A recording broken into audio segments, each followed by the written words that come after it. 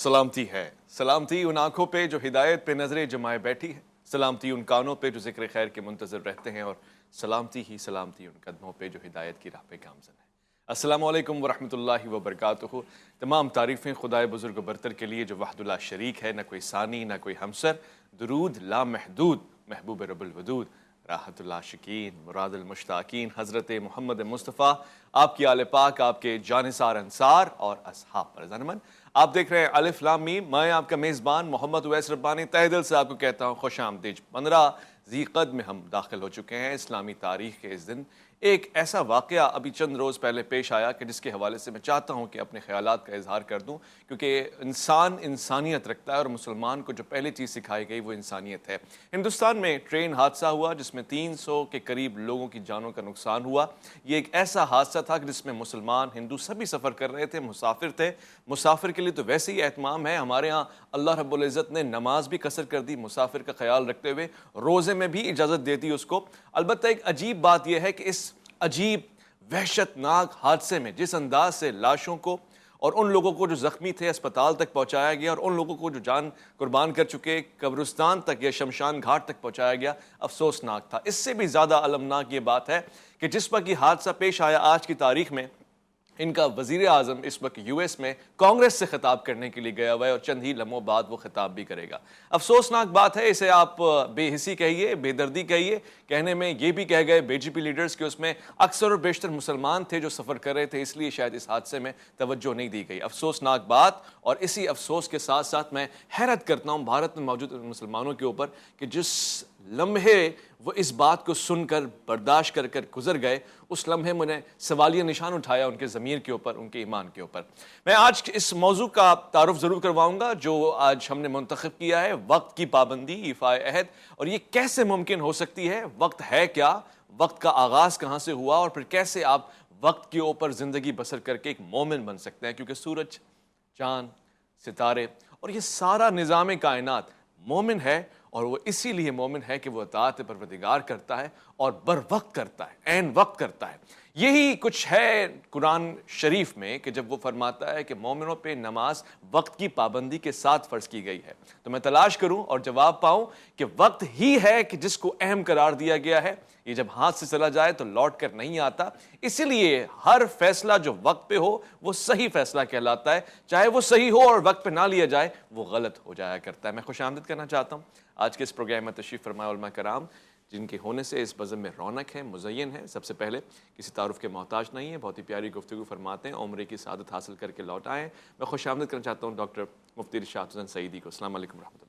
वालेकुम अस्सलाम वरहमतुल्लाहि कैसे वबरकातुहू। मिजाज, खैरियत? अल्हम्दुलिल्लाह, बहुत बहुत मुबारक हो आपको। खैर मुबारक। अल्लाह ताला हर मुसलमान को ऐसी सआदत नसीब फरमाए और बार बार नसीब फरमाए। आमीन, जज़ाकल्लाह। हमारे दूसरे मेहमान, मैं आपको भी खुशामदीद कहूँगा, खैर मकदम है आपका। बहुत ही प्यारी गुफ्तगू फरमाते हैं तफासीर और ताबीरात के ऊपर, और ख़ास तौर से हमें आज के इस ज़माने में वो बुनियादी बातें बताएं जिनका ताल्लुक रोज़े हासिर से लेकर मुस्तकबिल से भी है। मैं खुशामदीद करना चाहता हूँ अल्लामा सज्जाद शब्बीर रिज़वी को। अस्सलाम वालेकुम। वालेकुम अस्सलाम। कैसे मिजाज, खैरियत से हैं? ठीक ठाक हैं?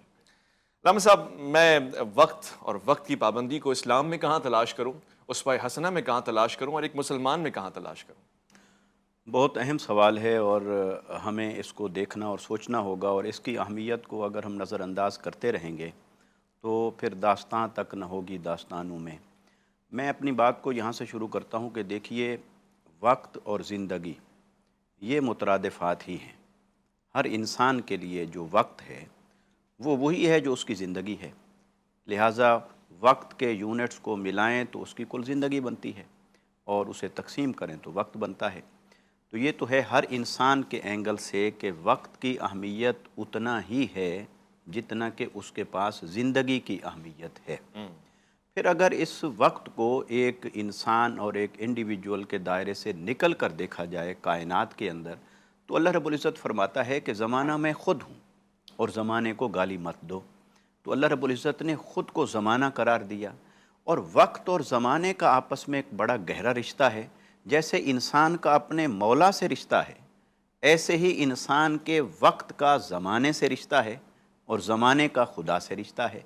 तो इसकी अहमियत को हम यूँ समझ सकते हैं कि बुखारी शरीफ की रिवायत आका अलैहिस्सलातु वस्सलाम ने इरशाद फरमाया, दो चीज़ें ऐसी हैं जिसके जो नेमतें हैं اور انسان اس کے بارے میں غفلت کا شکار رہتا ہے۔ ایک اس کی نعمت ہے صحت، صحیح اور ایک اس کی نعمت ہے فراغت۔ صحیح جب انسان کو صحت میسر ہوتی ہے، جو کچھ اس نے اس صحت کے ساتھ اللہ کی اطاعت اور فرما برداری بجا لانی ہوتی ہے، وہ اس میں غفلت اور کاہلی کا شکار ہوتا ہے۔ اور ایسے ہی جب اسے مصروفیات اور مشاغل حیات نے نہیں گھیرا ہوتا اور اس کے پاس کچھ فرصت کے لمحات اور فراغت موجود ہوتی ہے، وہ اس فراغت کو اپنے لیے سستی اور کاہلی کے اندر ضائع کر دیتا ہے، اور وہ کہتا ہے کہ میں ریسٹ کر رہا ہوں، اور وہ اس فراغت کو کسی اور بہتر مقصد میں استعمال کر سکتا تھا، اور یوں اس نے ضائع کر دیا۔ گویا یہ حدیث مبارکہ ہمارے لیے جو صحت کے ساتھ فراغت کی بات کر رہی ہے، اس کو ایک نعمت قرار دے کر ٹھیک ہے۔ پھر ہمارے رویے کے اوپر ہمیں متوجہ کیا جا رہا ہے کہ ہم اس فراغت کو ضائع کرتے ہیں تو یہ کتنا بڑا نقصان ہے۔ پھر اسی طرح اگر آپ قرآن مجید میں دیکھیں تو اللہ رب العزت نے والعصر ان الانسان لفی خسر، زمانے کی قسم اٹھائی۔ جی۔ اسی طرح اللہ رب العزت نے کتنے مقامات کے اندر رات اور دن کی قسم اٹھائی۔ جی۔ والضحیٰ واللیل اذا سجا، دن کی چاشت کے وقت کی قسم ہے، پھر رات کی قسم ہے۔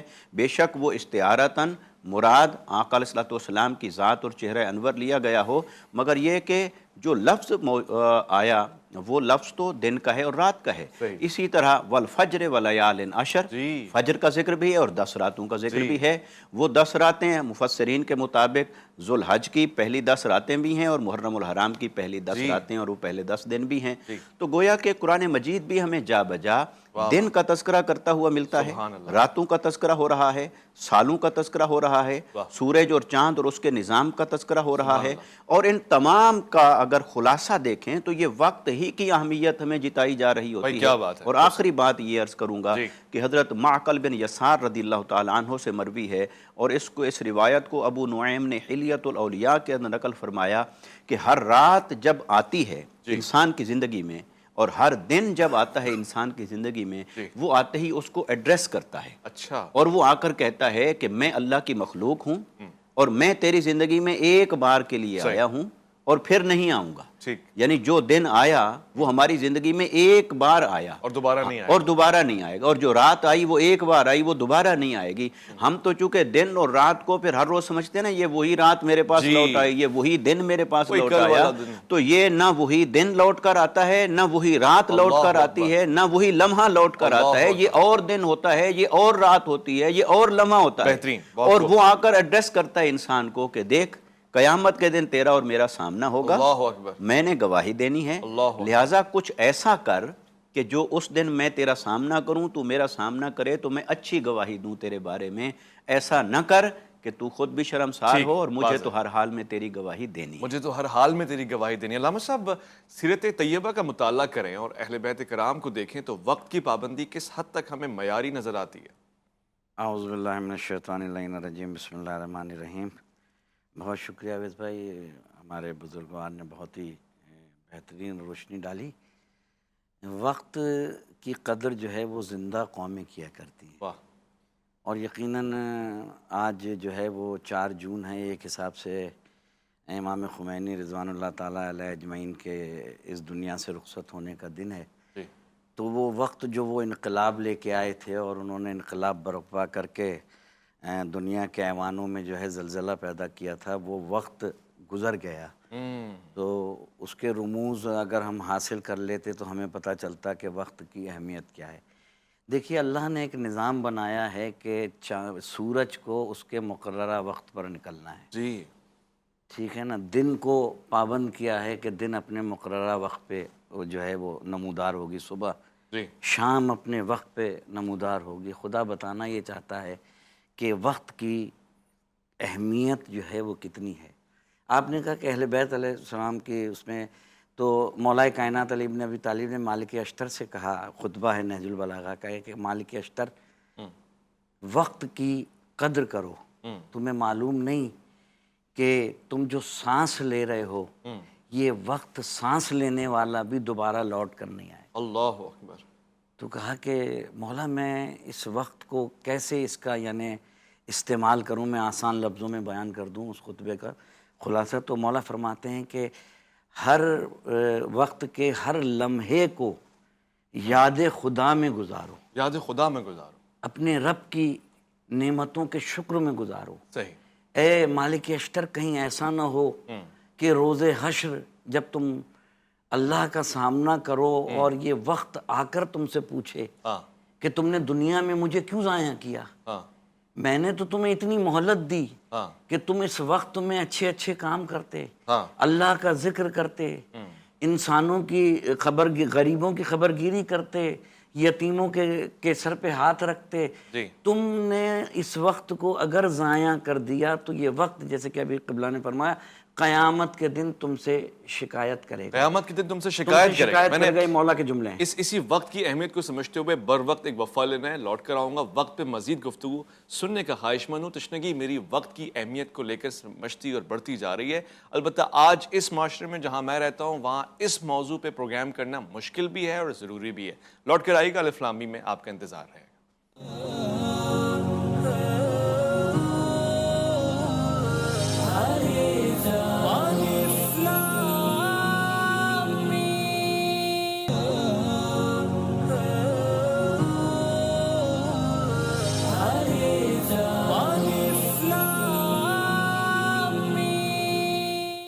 खुश आमदेद। प्रोग्राम अलिफ लाम मीम आप देख रहे हैं। मैं मोहम्मद उवैस रब्बानी तहे दिल से आपको खुश आमदेद कहूँ। और ये हकीकत है कि जब हम प्रोग्राम कर रहे हैं 4 जून, इसकी तारीख़ में अगर हम चले जाएँ तो 1989 में एक ऐसा वाक़या पेश आया, एक ऐसा लीडर जो इस खत्ते में एक मकाम रखता है कि जो अपने जाते हुए भी दुनिया को इतने सारे सोगवार अपने जनाजे में खड़ा हुआ दिखा गया कि जो तारीख़ ने आज की तारीख़ तक नहीं देखे। 1 करोड़ से ज़ायद सोगवार आयतुल्लाह रूहुल्लाह खुमैनी के जनाजे में शरीक थे। और ये सारा सिलसिला जद्दोजहद का है, सियासी हो, नज़रियाती हो, इस्लामी हो। इनका फ़लसफ़ा, तसव्वुर एक इस्लामी इनकलाब का क़याम जो अब ये देखा जा रहा है कि दुनिया भर में फैलता जा रहा है। और आज भी उस इनकलाब के पासदार मौजूद हैं, आज भी वही निज़ाम चल रहा है, आगे बढ़ रहा है। और मैं अपनी आंखों से देखता हूं कि काफ़ी चीज़ों में जो नाक़िदीन हैं उनको कोई ना कोई जवाब सलाहियतों में, काबिलियतों में मिलता रहता है। मैंने ये कोशिश की है कि आज जो कि हमारा मौजू वक्त है और जहां अल्लामा साहब ने ये गुफ्तगू की तो मेरे जहन में ये क्लिक पड़ गया कि मैं 4 जून, 3 जून, 5 जून को मुख्तसर अगर जोड़ लूँ, अपने मेहमानों से भी एक राय ले लूँ कि आज के दौर में भी हमें कोई ऐसा शख्स मिल सकता है या फिर ये पुरानी बातें हैं और अब जितने आ गए वलीउल्लाह, रूहुल्लाह, उलमाए कराम वो आ गए। मैं डॉक्टर साहब चाहता हूँ कि आयतुल्लाह रूहुल्लाह खुमैनी के ऊपर भी आपके जज्बात, तासुरात सुन लूँ, क्योंकि आज के दिन उनकी बरसी के दिन से मनाया जाता है। देखिए, जो उन्होंने ईरानी कौम के लिए जितनी खिदमत सरअंजाम दी हैं वो सारी की सारी लायक तहसीन हैं। एक ज़ालिमाना, जाबिराना बादशाहत से, आमरीत से उन्होंने पूरी कौम को निजात दिलाई। ये बहुत बड़ा काम है और यही वो मिशन है कि ज़ालिम और जाबिर के सामने कलमा हक़ कहना और उससे मज़लूम कौम को निकालना। ये अंबियाए किराम की सुन्नत रही है, यही अहले बैत अतहार की सुन्नत रही है। बाकी साफ ज़ाहिर है कि अगर हम इस्लाम के अंदर मकातब फ़िक्र को, मसालिक को, नज़रियात को, इन चीज़ों को अगर हम एक लम्हे के लिए एक तरफ रखें और आलम इस्लाम की बात करें तो यकीनन आलम इस्लाम में उन्होंने एक मुसलमान को बातिल के सामने आँखों में आँखें डाल के ललकारना सिखाया है और ये लायक तकलीद बात है। बेहतरीन। और ये भी हमने देखा कि जबर के दौर में, यानी एक मिसाल है जहाँ हम मुख्तलिफ अंग्रेज़ों की, फ़रंगियों की मिसाल लेते हैं, वहाँ हमारे अपने इस्लाम के दामन में एक ऐसी मिसाल मौजूद है कि 2 मरतबा अरेस्ट, 2 मरतबा जलावतनी, 13 साल नजफ़ में गुजारना, उसके बाद फ्रांस, टर्की में शुरू में अवाइल में रहना। ये एक बड़ा फ़िक्री काम था, उसके बावजूद डटे रहना। डॉक्टर साहब, चूँकि वक्त और वक्त की पाबंदी पे बात हो रही है, हमारी कौम का एक अमूमी मसला बनता जा रहा है। अगर वक्त दिया है ना 8 बजे का तो इसका मतलब 10-11 बजे ही है, और अगर कोई वक्त पे ही आ जाए तो वो बेवकूफ़ शुमार होता है। ये बात कोई मेंबर से बताता क्यों नहीं है? और अगर है तो बताना चाहिए कि ये भी तो गुनाह है, गलत है, और फिर किसी को ज़ुबान देना, वो काम ना देना, खुदा को पसंद है क्या ये काम? हरगिज़ अल्लाह रब्बुल इज़्ज़त को ये पसंद नहीं है। अल्लामा साहब ने इसकी तरफ एक इशारा फरमाया था कि ज़िंदा कौमें वक्त की कदर करती हैं, बल्कि इस बात को हम यूँ कहें कि जो वक्त की कदर नहीं करते वक्त उन्हें मिटा देता है, और जो वक्त की कदर करते हैं वक्त उन्हीं को ज़िंदा रखता है। ये जो हमारे यहाँ अलमिया हो गया है, इसका एक मजहबी पहलू है और इसका एक मुआशरती पहलू। अच्छा।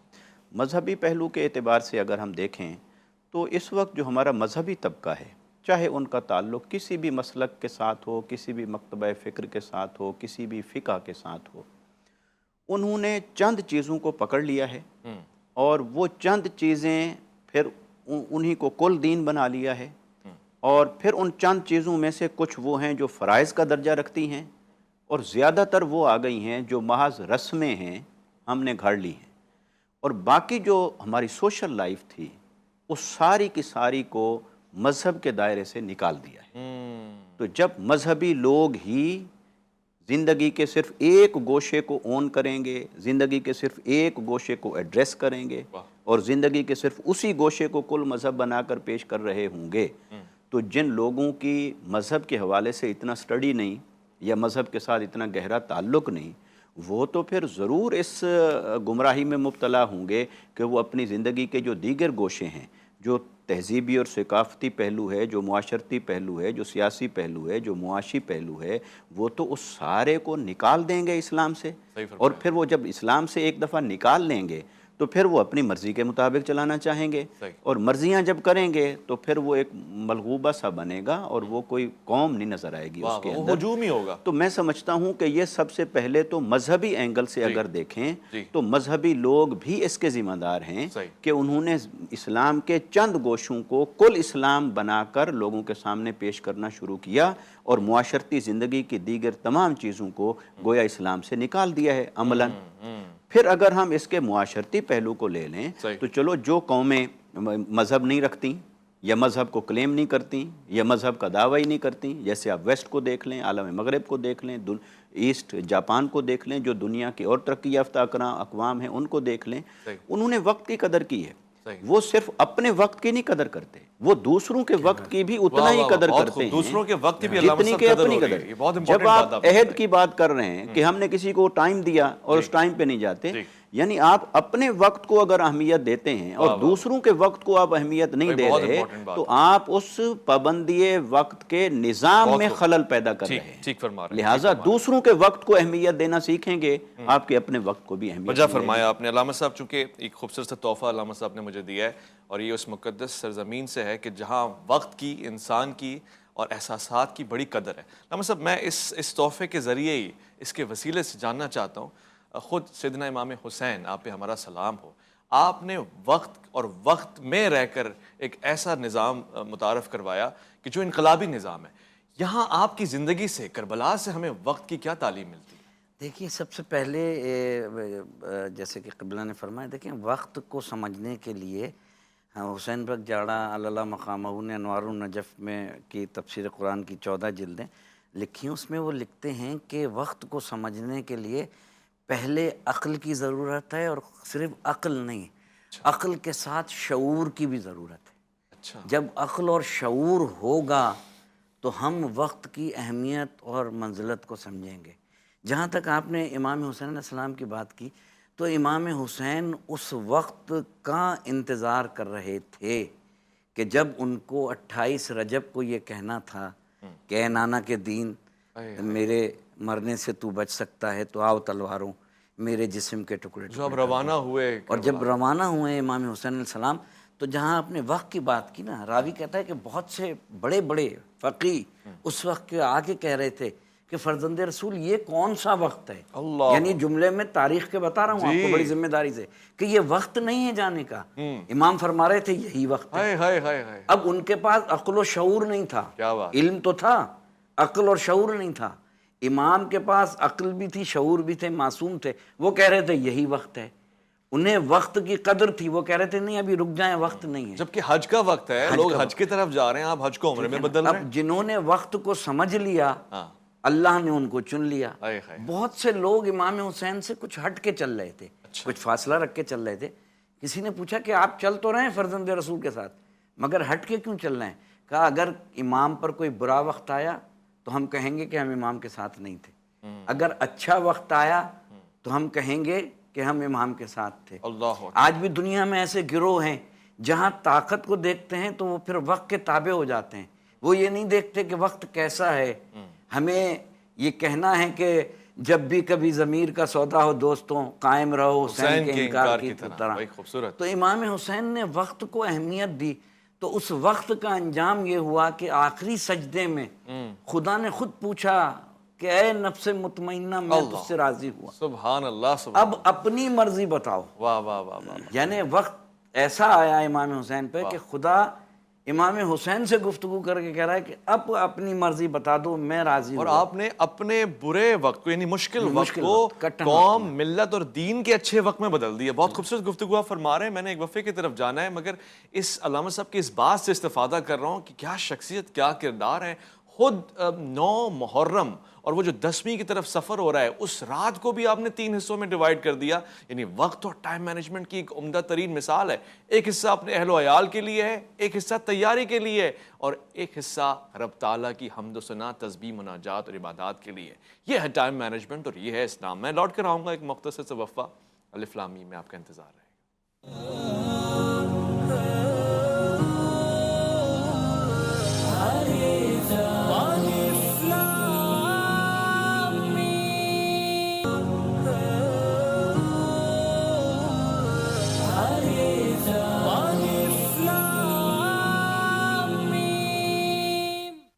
خوش آمدید۔ میں بڑے فخر کے ساتھ سیدنا امام جعفر صادق آپ پہ ہمارا سلام ہو، آپ کی روایات بیان کرتا ہوں، چاہے میرا اس مسلک سے تعلق نہ ہو، مگر اس لیے بیان کرتا ہوں کیونکہ جو میرے مسالک کے امام ہیں وہ بھی ان کے شاگرد ہیں، اور ان سے صرف روایت نہیں، پورا علم لیتے ہیں، فقہ کا، شعور کا، آگاہی کا۔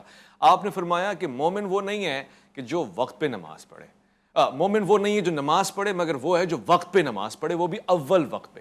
میں یہ پوچھنا چاہوں گا علامہ صاحب سے، یہ اول وقت کیا ہوتا ہے اور نماز ہمیں وقت کی پابندی کیسے سکھاتی ہے؟ دیکھیں، بہت اچھا سوال کیا آپ نے۔ جیسے قرآن نے کہا کہ نماز کو ادا کرو اپنے وقت کے مقررہ وقت پر، تو دیکھیں ہر چیز کی ایک روح ہوتی ہے، اور بغیر روح کے جو ہے وہ ہر شے نامکمل ہے۔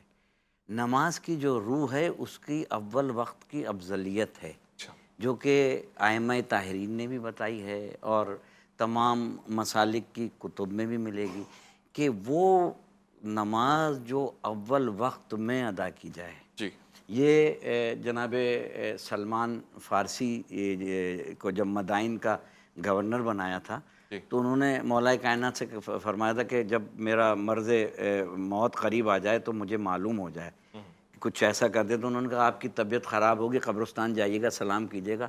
ان کی طبیعت خراب ہوئی، سلام کیا، قبر سے جواب آیا۔ تو انہوں نے کہا کہ اس قبر میں کتنے سال سے ہو؟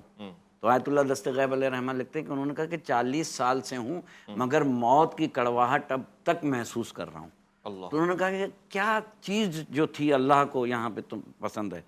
تو اس مرنے والے نے کہا کہ اللہ کو وہ نماز بہت پسند ہے جو وقت مقررہ پر ادا کی جائے، وقت مقررہ پہ، اور وہ یعنی نماز جو سخت سردی میں ہو اور صبح کرنے والا، صبح کا وقت ہو۔ یعنی آپ یہ دیکھیں کہ اس نماز میں جو معصوم نے فرمایا کہ مومن وقت پر ادا کریں۔ دیکھیں کسی نے پوچھا، یہی آگے اس حدیث کو میں بڑھاتا ہوں کہ معصوم سے پوچھا کہ فرزند رسول اول وقت میں نماز کیوں؟ کہا کہ اگلی سانس کا تجھے معلوم ہے کہ زندہ رہے گا کہ نہیں۔ اللہ اکبر، اللہ اکبر۔ کہ اگر اللہ بلا رہا ہے اور آواز آ رہی ہے کہ آؤ میری طرف، اور اس کے بعد نماز کی طرف دوڑ جاؤ، اور اگر نہیں یہ کہہ رہے ہو کہ ابھی وقت ہے، تو کیا تمہارے پاس یہ گارنٹی ہے کہ آئندہ اگلی سانس کو تم زندہ رہو گے؟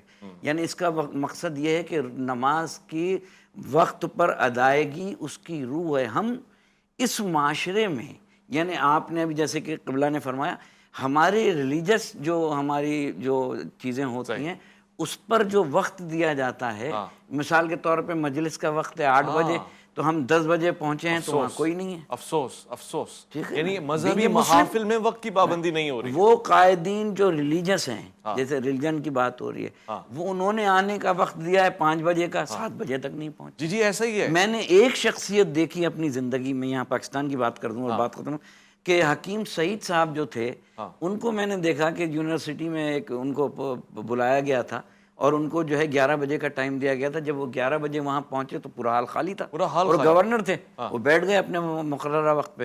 جب ان کا وقت ختم ہوا، وہ جانے لگے تو لوگ آنے لگے، تو کہنے لگے کہ میں نے جو وقت دیا تھا میں اس پہ آ گیا۔ ایسے لوگوں کی ضرورت ہے، ایسے لوگ ہمارے یہاں موجود ہوں۔ اور یہ ملک اس شخص نے بنایا جو خود وقت کا پابند، وقت کا پابند کسی کو وقت دے دیا تو اس وقت پہ کھڑا ہوا موجود ہے۔ ڈاکٹر صاحب یہ چونکہ آپ کا موضوع ہے اور آپ کی مزاج کے عین مطابق اس موضوع کو رکھا گیا، میں یہ جاننا چاہتا ہوں کہ کوئی فارمولہ ہی بتا دیں گے قوم وقت کی پابند ہو جائے، اس کو ہم اپنے دین ایمان کا حصہ سمجھنے لگیں اور پھر والعصر کے مزاج سے واقف ہو جائیں ہم لوگ۔ یقیناً اس کے بغیر تو ہمارا چارہ ہی نہیں، بحیثیت قوم، بحیثیت فرد، کوئی بھی اس وقت تک سروائیو نہیں کر سکتا جب تک وقت کی قدر نہیں کرے گا۔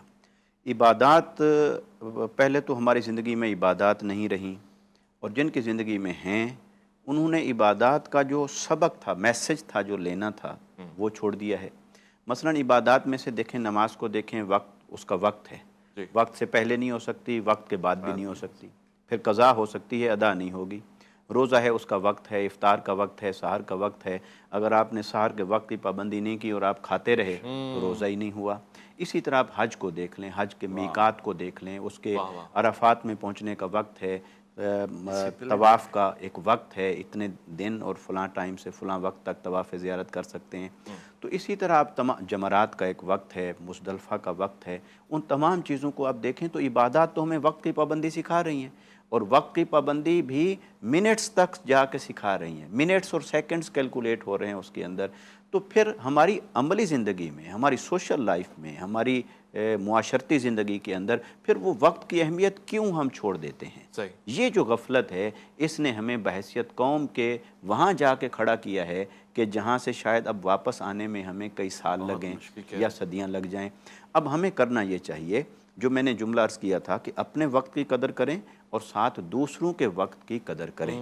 کسی کو آپ نے وقت دیا ہے، اس وقت پہ جائیں، اور فرض کریں آگے آپ کے ساتھ ایک بار، دو بار، چند مرتبہ آگے آپ کے ساتھ کچھ مس ہیپ ہو جاتا ہے، وقت کی پابندی لوگ نہیں کرتے، تو آپ اس سے ڈس ہارٹ ہو کے اگر آپ واپس آ جاتے ہیں اسی ایٹیچیوڈ کے اوپر کہ پھر چونکہ لوگ وقت کی پابندی نہیں کرتے تو لہٰذا میں بھی نہ کروں، تو لہٰذا آپ نے دوسروں کے بگاڑ کو اپنے گلے میں ڈال لیا ہے۔ اپنی اصلاح کا دامن تو آپ نہ چھوڑیں نا، اس کو تو آپ جاری رکھیں۔ ایسے ہی مذہبی معاملات کے اندر یہ جو محافل کا ذکر حضرت نے فرمایا، محافل بہت بڑا ظلم ہے ہمارے معاشرے کے اندر کہ نہ وقت پہ شروع ہوتی ہیں نہ وقت پہ ختم ہوتی ہیں، اور وہ مستحب اعمال ہیں، اور مستحب اعمال کو ہم ساری رات اور سارا دن اور آؤٹ آف وے جا کے 4 10 گھنٹے ان کو ہم جاری رکھتے ہیں، اور اس کے مقابلے میں ہماری پرائرٹی یہ ہے کہ فرائض کو ہم چھوڑ کے بیٹھے ہوتے ہیں۔ لہٰذا شادی بیاہ ہو، تقریبات ہوں، کسی کی دعوت ہے اور کوئی گیٹ ٹوگیدر ہے، آفس ہے، کوئی ضروری کام ہے،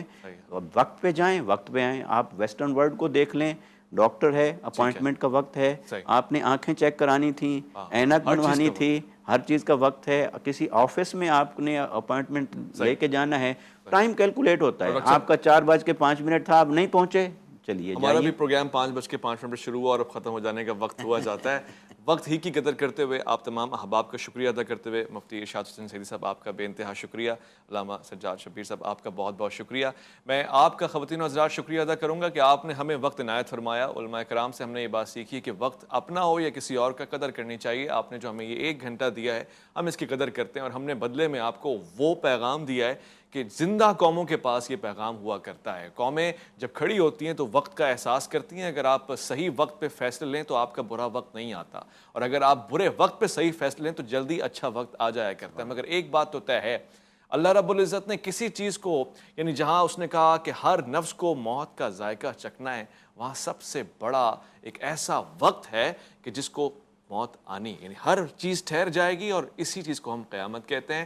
سب کے پاس سے وقت لے لیا جائے گا، اور پھر سے وہی جو مالک ہے، قہار ہے، وحدہ لا شریک ہے، وہ جس کو وقت دے گا، موقع دے گا، وہ بولے گا۔ میں اس سے پہلے آپ کو اور مجھ کو اور ہم سب کو وقت کی اہمیت اجاگر کرنے کی ترغیب دے رہا ہوں، اور میں چاہتا ہوں کہ اس مہلت سے فائدہ اٹھایا جائے۔ اپنا خیال رکھیں گے، آپ اپنے سے بڑھ کے خیال رکھیں گے، ملک پاکستان کا، اللہ کے فرمان کا۔ اویس ربانی کو دیجیے گا اجازت۔